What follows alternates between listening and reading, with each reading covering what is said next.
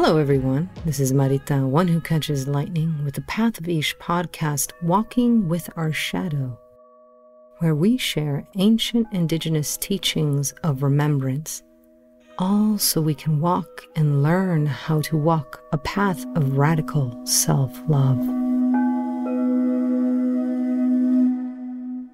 Hello, everyone. It's Marita, one who catches lightning, with the Path of Ish. Here again on another day, another opportunity to welcome into the circle ourselves, those who we are in community with. And today I would love to invite into the circle an amazing human being. This human being is, in one word, I don't think it's even a one word, a badass. I'd like to welcome into the circle Ash Bell from Melbourne, Australia. Hello, Ash. Hello, thank you. What an introduction. I appreciate that. I feel sometimes I don't know how to introduce people, and sometimes I wax poetically, but there's so much about you that people probably know and don't know, but you are definitely someone that shows up in all of their life. And that's why I think it was just simple to call you a badass, because you're just a badass. Thank you. I'm so grateful for that title now. Oh, love it. So Ash, we're here sitting in the circle. You are not a stranger to sitting in circles.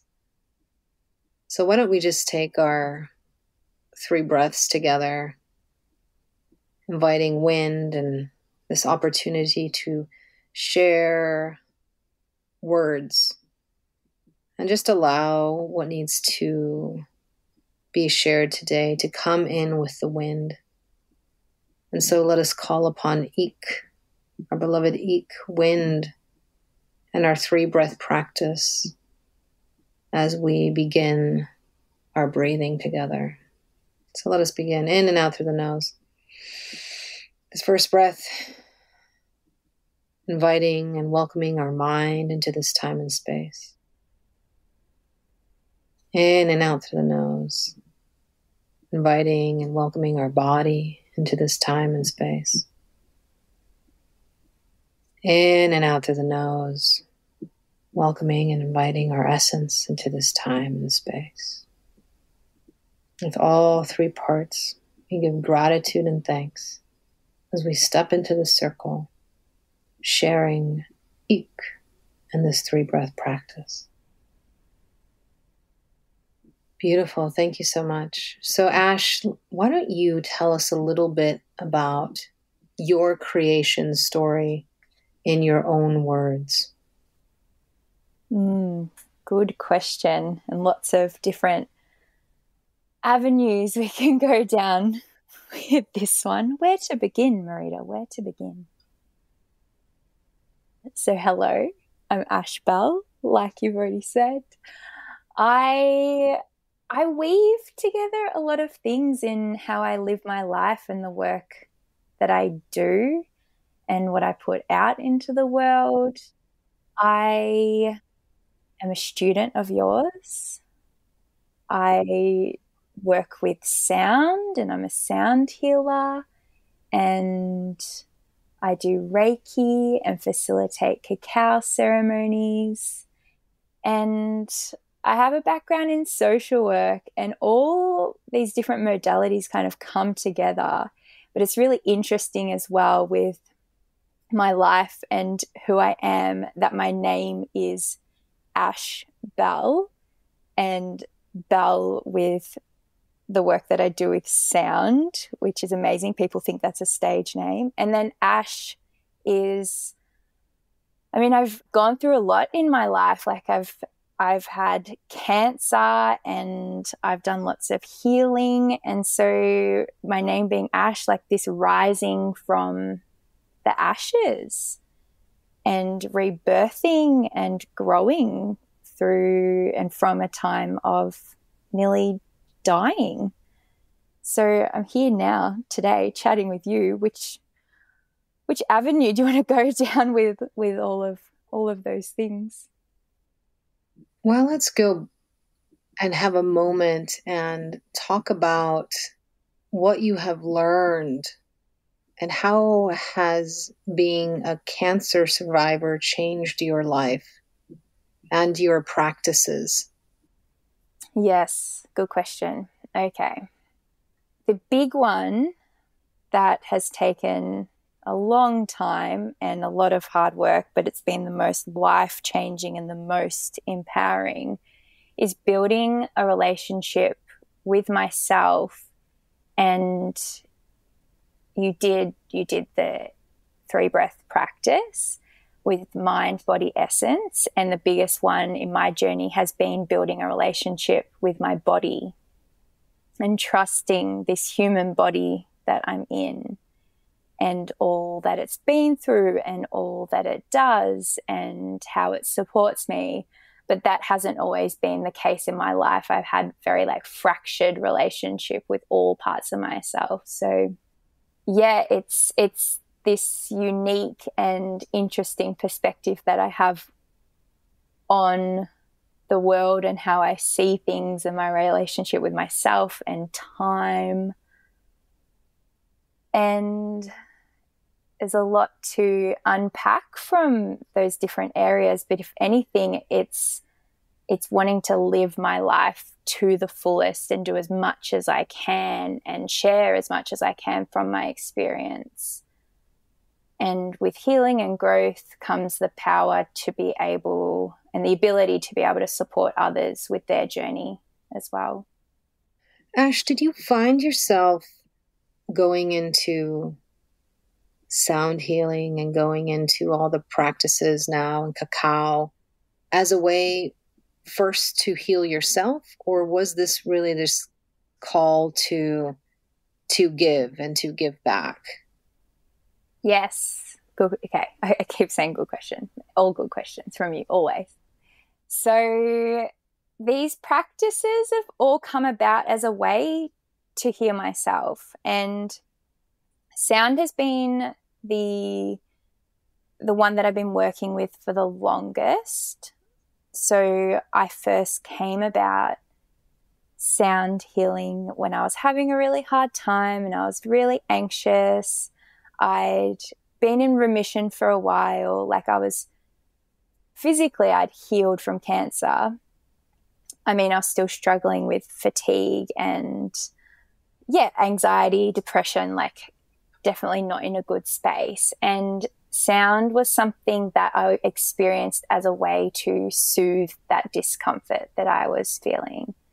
Discomfort in my body, discomfort in my mind, discomfort of not knowing where I was going and who I was. So it was a way of bringing me back into myself. And I found with working with cacao and sitting with that plant medicine, that has complemented that as well, that support for myself. And that was the beginning. All these practices were actually I never set out to be a healer or share with others. It was my own personal journey of learning and being curious and growing and finding things that supported myself, that then just by kind of fumbling through things and sharing with people and sharing what I was doing, then this work and business was created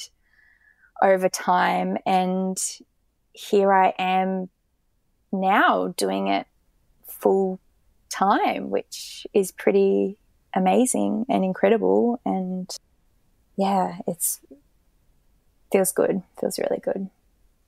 You know, Ash, all of that kind of for me feels and sounds like, and I don't actually see a lot of people sometimes that come into my circles, especially if they're, want to train and how to do ceremony and things like that.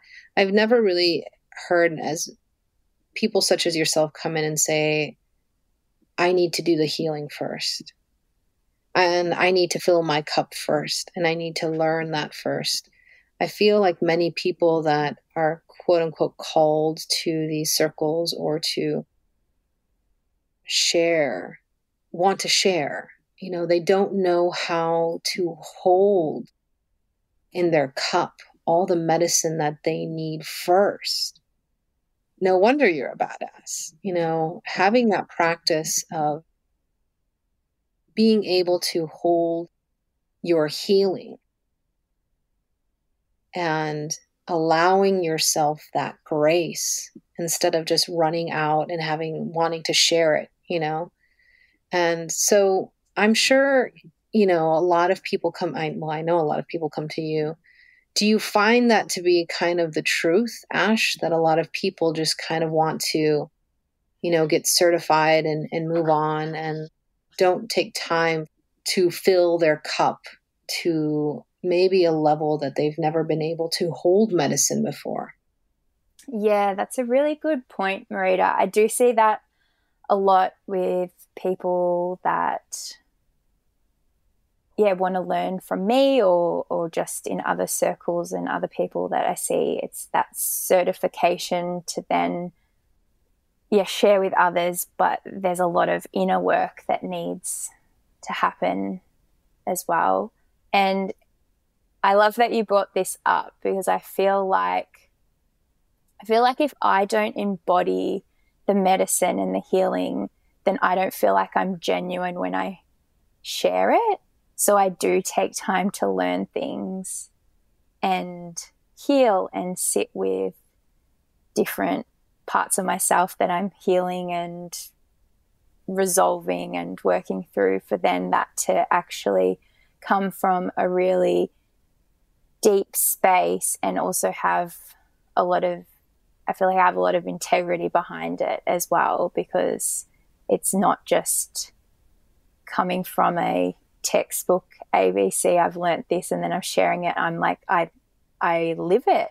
I breathe it. I study a lot. I heal a lot. I put a lot of time, effort and energy into everything that I do to be able to be in that space and for the healing, for the medicine to come from a really deep part of me.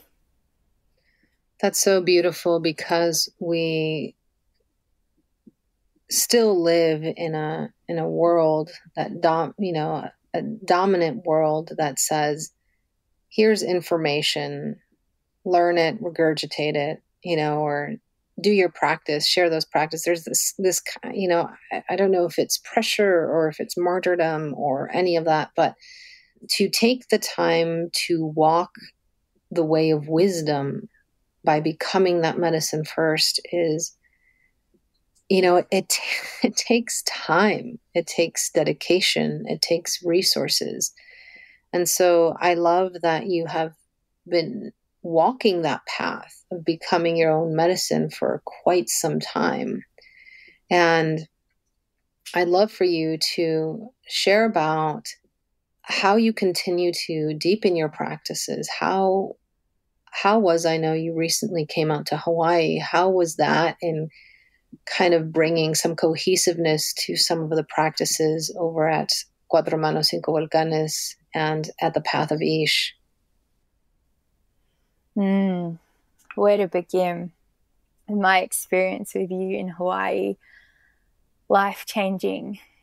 To actually really simplify it, because there's so many things that I can say about this experience.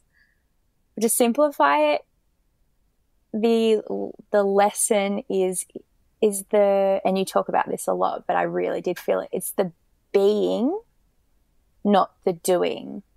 And I know for myself and my journey, I have at times like really been in my head and just like do. And society's really fast paced at times, and going to Hawaii and learning a different way it was the being. So that integration happened, just to be able to really connect and really just like ground into myself and even out some of that monkey mind and that head chatter that overthinks things or doubts things or that judges myself. I could really just be and be okay in that space too. There was a big shift that occurred for me there. Now, I know there's been a lot of discussion, and I know you associate with being a star being. We are all star beings in our own right and way. But what can you say to those people out there that are feeling this movement or this call for this ascension that's moving us out of this planet as kind of a movement of progress versus kind of returning back home? What are the steps that you can share with them, you yourself tangoing between the two? Yeah, it is a tango. Yeah. Star beings.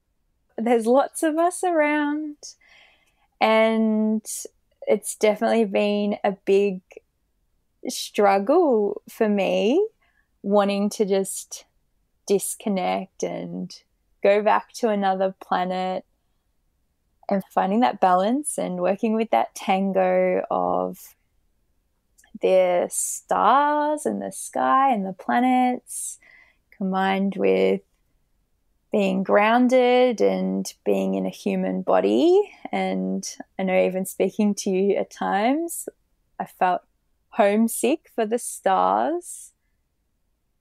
And being a human is really hard sometimes. It really is. And especially being really sensitive and navigating the world in different ways. That's why I use all these practices that I do. The sound, cacao, as a way of navigating the world, but to ground as well. So I feel things deeply, frequency, vibration, but having practices that are more grounding helps that feel more comfortable. Being a human makes being a human feel more comfortable, and that comfort of it's okay and this is what we're here to do is for our essences to have this human experience.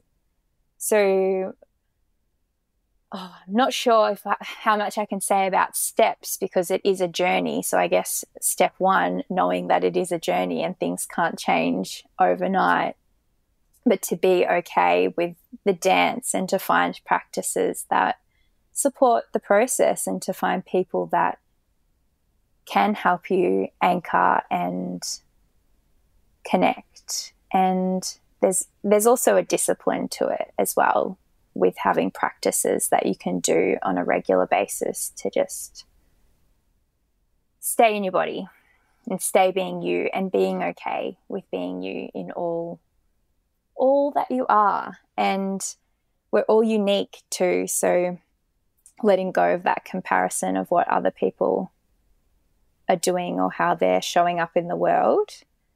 That's, again, another big lesson for me is to just surrender to the fact that I'm a bit weird and wonderful, and that's okay. I love that, weird and wonderful. That's how I should have introduced you. I love that. Yeah, they're weird and wonderful, but badass.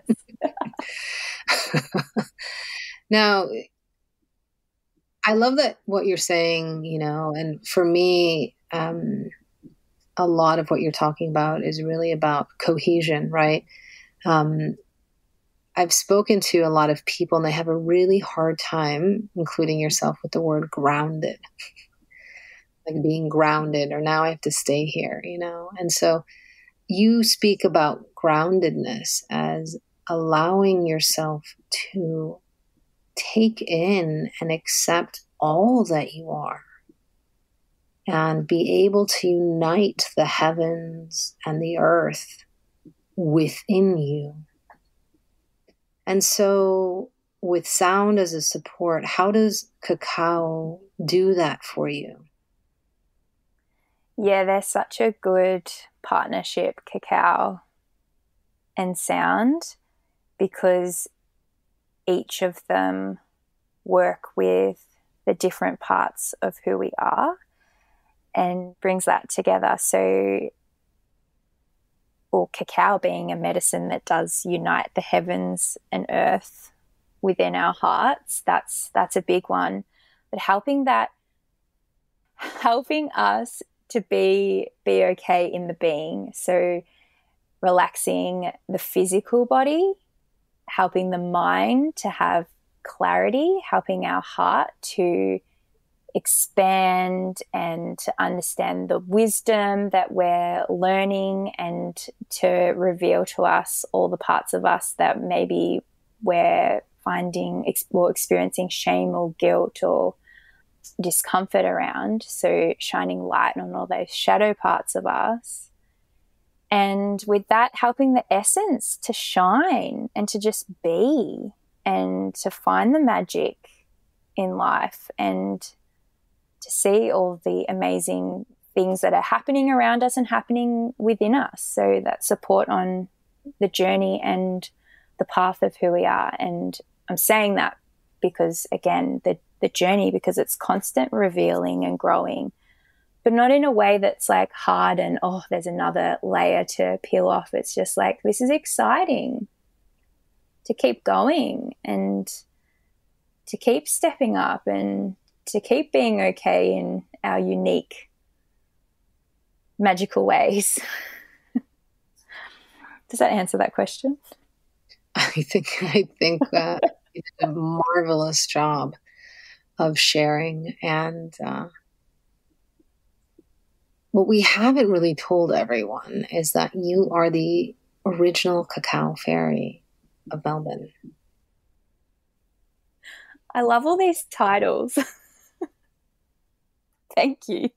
Need to change my resume, my bio. No, and you have really embraced this cacao from Hawaii, from the island of Hawaii, and are now kind of invested in many ways. So why don't you tell us a little bit about how deep you are invested in Cuatro Manos out there in Australia? How deep? Well, yes, thank you for these wonderful titles that you're giving me today. The original cacao fairy. So being a student of yours with the cacao facilitator training, and then moving then to mentoring students that are studying and are learning with you, so mentoring in that space. And I have a wonderful range of cacao in Australia that's from Hawaii.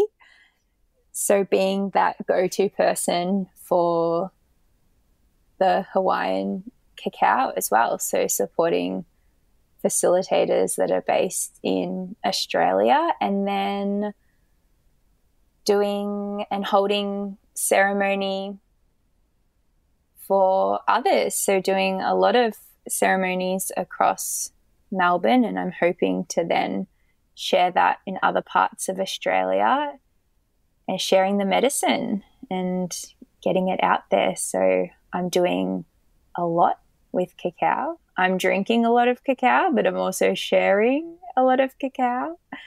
And yeah, it's time to get this medicine out there, and it's pretty amazing stuff. It's incredible. And I think, correct me if I'm wrong, Marita, but there was one stage where there was more Hawaiian cacao with me in Australia than there was in Hawaii for a short period of time. So that says a lot too. That would be correct. So, we've talked about you being a student in many of my circles. And what does that mean what does being a student in a circle like this mean? There's a lot of people out there that wonder where to find teachers. So let's just talk about that journey of why did you decide to enter into a circle like this after, studying social work and doing extensive training with sound bowl healing and Reiki. And you've trained in so many things. What is it that attracted you to walking and learning from an Indigenous teacher? Yeah. Firstly, Marita, because I love you so much. So I was a very big fan. But I wanted to learn in the right way, and I wanted to have permission, and I wanted to share deep medicine practices knowing where it was coming from. So, there's lots of different reasons to study, why I studied with you. I needed a teacher that was also very grounded, which you are, and you've taught me a lot about safety and boundaries, and there's so many different energetic practices that I've taken on that has supported my life and the work that I'm doing. And there's so much to say. But yes, if anything, it's just to be able to share medicine, to be granted permission to go on this path. And I am so comfortable to surrender to the fact that I will always be a student. And that can sometimes be uncomfortable for people as well, like what we said at the beginning, with that mentality that we sometimes get into and some people have of like, I need to get the certification and I need to tick all the boxes to then do the thing and then that's it. But it's the journey, and I've committed to the journey of being a student and walking this path with you as my teacher. Right in the beginning, I will admit that there was a big part of me that had fear around it too.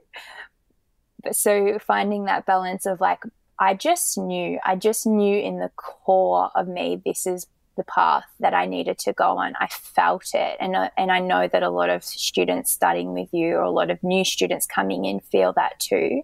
There's just like this knowing that sits there. And part of that is acknowledging that there's fear, and our mind is like, can think of every reason as well why we're maybe not good enough, or the doubts there, or the reasons why it's not the right time. But it's trusting that instinct inside, and that is what supported me to take that leap of faith as well. Now, Ash, you are an amazing bridge builder to new ways and old ways.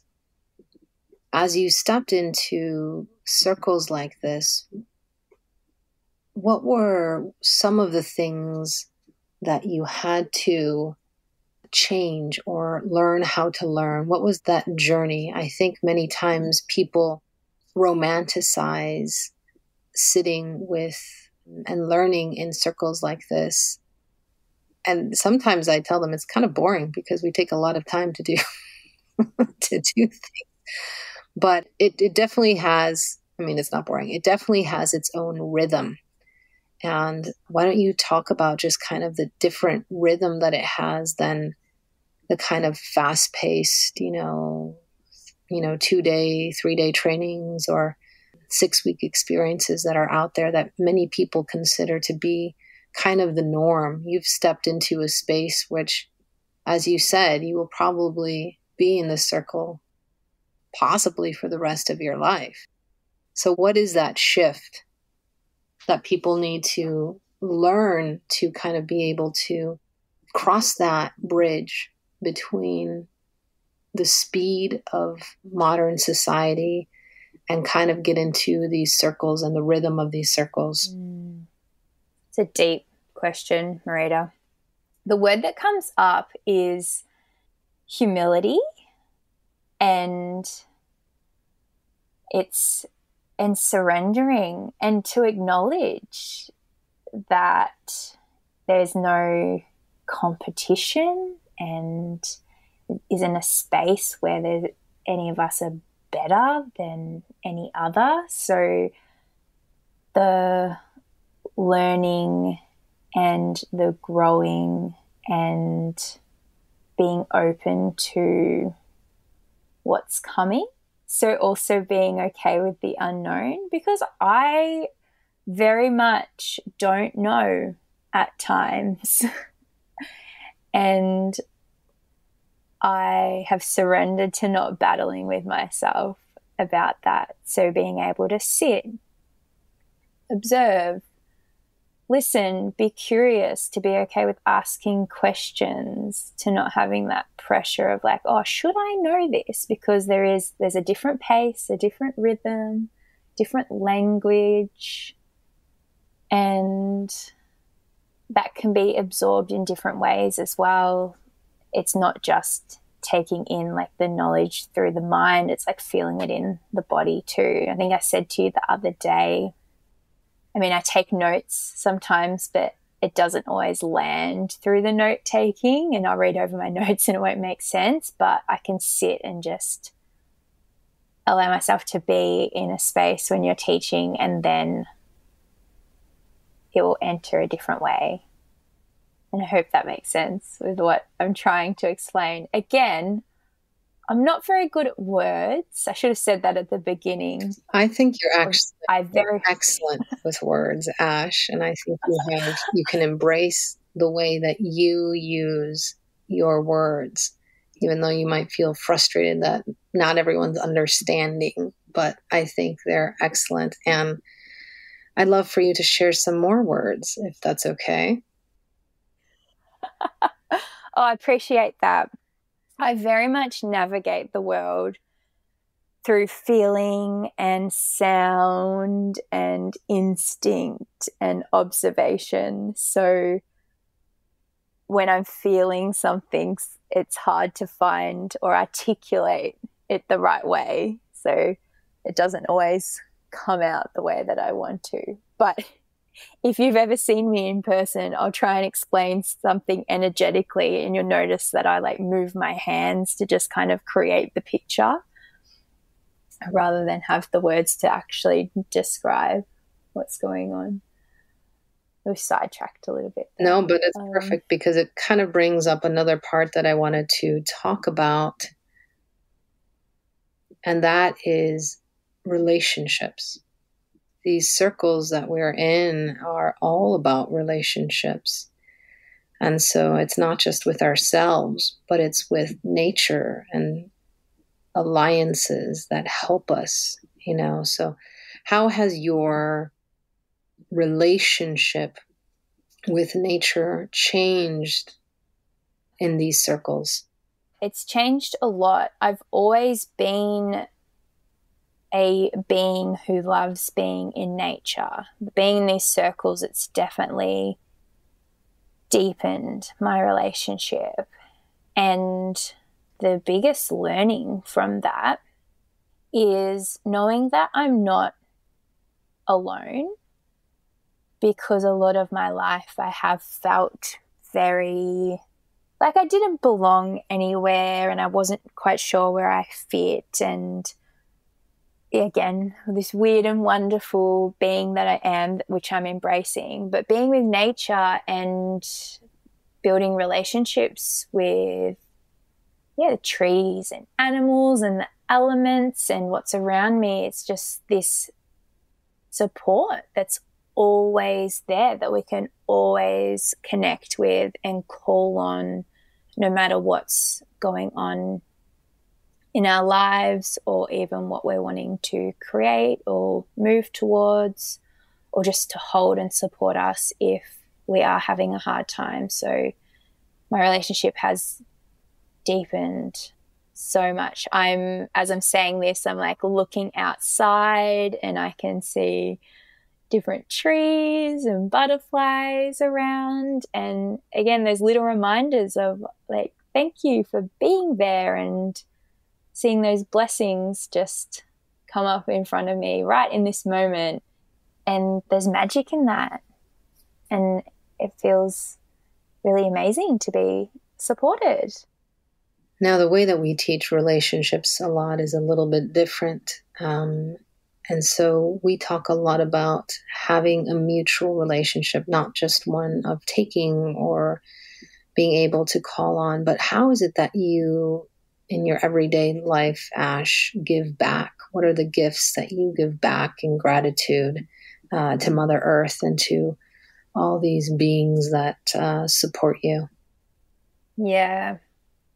So always asking for permission, always, and asking these beings if they will support me, giving back to nature. And giving back can come in different forms.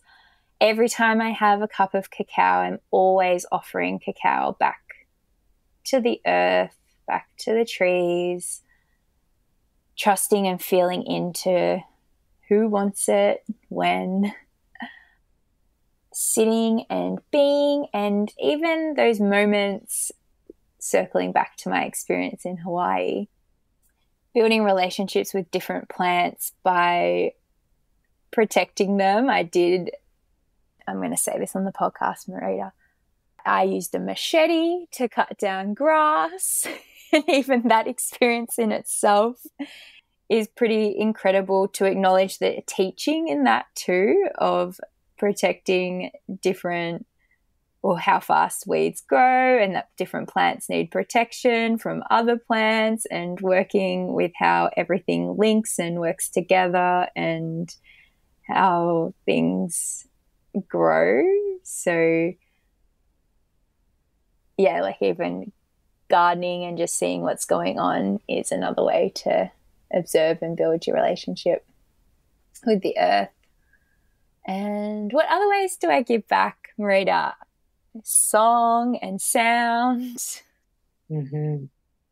No, these are all beautiful, and I think it really shows that this is not just a way of taking or becoming, but a way of being in balance, being and understanding and being grateful of how to give, and how it can be in small ways. It doesn't always have to be a check. It doesn't just have to be recycling, but it can be just in observing the rhythm of how something is and not imposing your rhythm upon it, and learning from it and learning how to support that rhythm of life. And yes, you did excellent with a machete. Well done. Thank you. Beautiful. So I want to start kind of closing this circle soon, but I want to talk a little bit more about cacao, since it's so present in our everyday life. Definitely mine. I know yours as well, since you are the cacao fairy of Australia for Cuatro Manos. Why do you love this cacao? Why is it so different than any of the cacao that is out there? Again, nothing is better or worse, but why is this one the one that you feel is the one that people should have and people need in their practices now? I love this cacao so much. Brace yourself with all the love that I have for cacao. So it has a very different energy, and I love how it feels. So the way that it's grown, the energy of the volcanic soil, where it's planted, where it's harvested, how it's harvested in prayer, the way that it has this really beautiful, respected process throughout, from planting to then becoming a disc that we drink. So you can feel the energy of that when you drink it. and the energy of new creation and new beginnings that come out of that. I always say in ceremony, I mean, learning it from you as well, and you can feel it in the energy of this cacao, is to be so intentional with every sip that you take of her, because she's strong and she's powerful, and she can help you create and manifest and bring prayers and wishes to life. So that energy of it is amazing. The way that this cacao, the flow of energy from it, so even with purchasing cacao or coming to a ceremony, everything goes back into the land. So there's this part of it that you know that the flow is going in a good way, and you know who you're giving it back to. And yeah, she's rich and powerful, and I think you and I could wax on poetically about this cacao forever. There's so many words that I'm like, I've got to get out all the love that I have from her. The way that she's so, like, the sustainability and how she's ethical too. Like, again, when I say with like the energy of it feels different, because there's such a big issue in the world of slavery and child labor when it comes to cacao plantations, and this cacao has never been touched by any of that. And even that in itself feels different. And then knowing it too, it's just so, yeah, this plant medicine, very, very unique. And then the taste again, smooth, not too bitter. There's still a bitterness, but you can drink her very easily. She goes down very well. So yes, I have a very strong love for this cacao.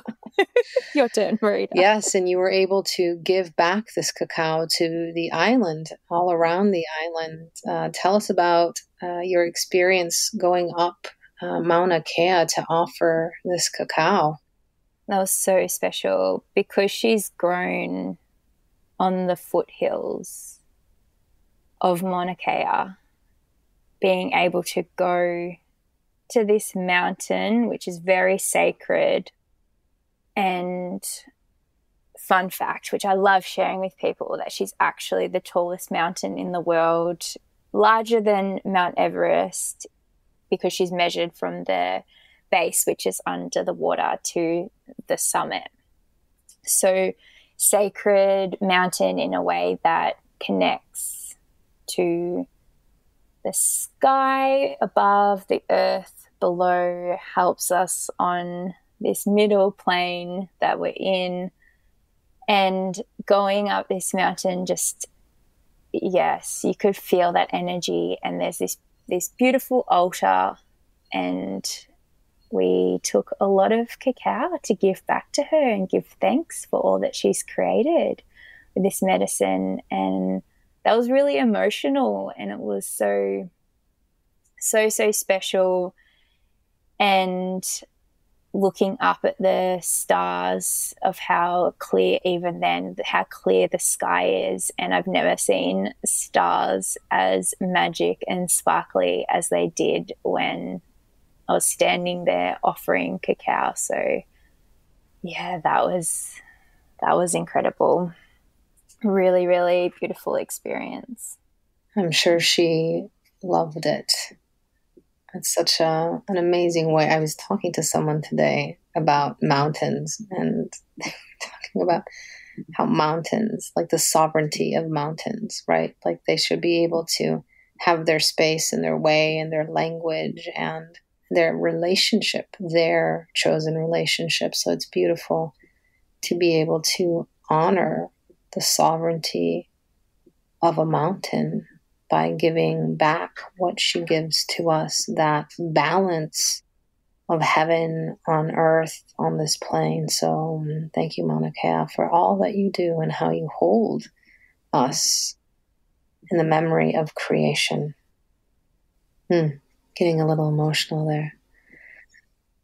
Yeah. Yeah. Well, my friend, Yeah. anything else that you want to tell people about yourself or about how to sit in a circle with you, any trainings or ceremonies you have coming up, please share with us. Yes. I do lots of things all the time. So you can follow me on Instagram and Facebook at Ashbell Official. I hold regular cacao ceremonies, cacao and sound ceremonies, weaving them together. I teach people sound healing if they want to learn. So that's both online and in person. I have been holding online cacao ceremonies as well, so individually and groups. And I do a lot of one-on-one work with clients to support them on their healing journey. So the one-on-one work that I do is weaving all the things that I do together. So coaching and healing and energy, a lot of energy work and helping people grow and transform and just be okay with being human and being themselves. So there's always things going on in my world, that's for sure. So follow along, and I hope to see people on the screen or in person at some point. It's so amazing having a global community. So definitely cater for people everywhere. Yes, and if we are out of cacao here in Hawaii, Ash probably has some. So you can always order our cacao through Ash, whether you are in Australia, servicing all of Australia and New Zealand. And I know you've shipped some to Scotland as well. So follow Ash, and I'm sure she can flap her wings and fly and get some cacao to you as the cacao fairy. Beautiful, Ash. Oh, that's good. Yes, yes. Online shop. I forgot to mention that. Thank you, Marita. No worries. Definitely have cacao there. Definitely, ashbell.com.au. definitely have a lot of cacao there. And it has been always a pleasure to be in circle with you. You always talk about how you've accepted being a student. And I want to say that I also, even though I'm a teacher, I'm always a student, not just of my teachers or those that I go to, but also of you. And so I just want to honor you also as a teacher in this circle and the way that you show up and the way that you work so hard to walk that path of radical self love, to face those parts of yourself that not many people want to or be challenged. So, with that, I bow to you, Ashbel, as my teacher and my student in the same time. Thank you, Marita. That's amazing. I really, really appreciate you saying that. Thank you. Well, Ash, why don't you lead us out with 3 breaths as we close this circle, and then we will continue on in a good way. Okay.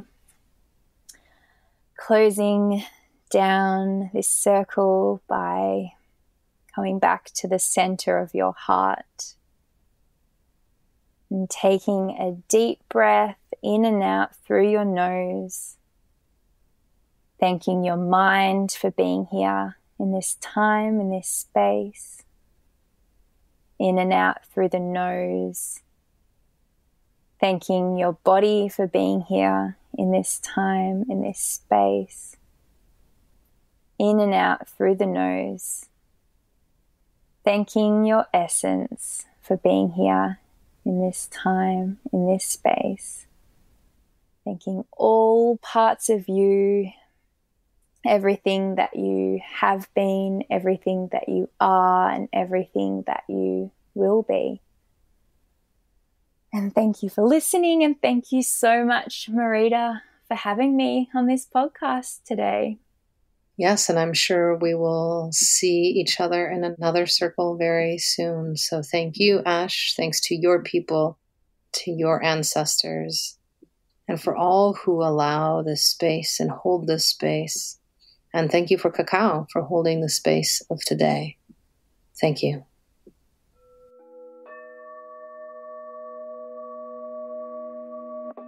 Once again, it is with deepest gratitude that I bow to you for joining me on this podcast, this episode, this circle, this plática, this meditation, this remembering. I hope that you have stayed curious. I hope to see you in the circle again next week. So make sure that you like or follow. Until then, may you be blessed with abundance of peace and radical self-love.